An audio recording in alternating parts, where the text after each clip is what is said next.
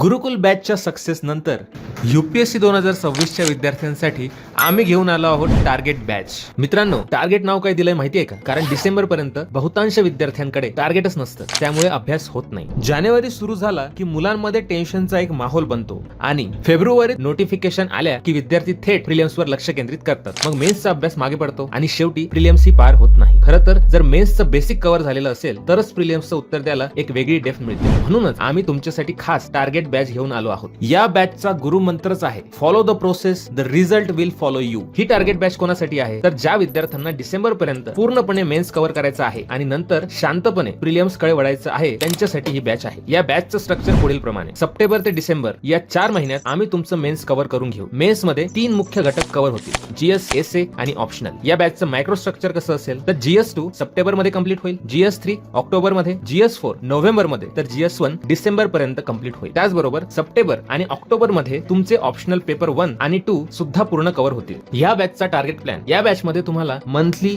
Weekly आणि daily targets मिळतील. याच स्वरूपात ऑप्शनल साठी पण टार्गेट दिलं जाईल. आता ही बॅच वेगळी का आहे? प्रत्येक टॉपिकचे 1 पेजर मायक्रो नोट्स तयार होतील.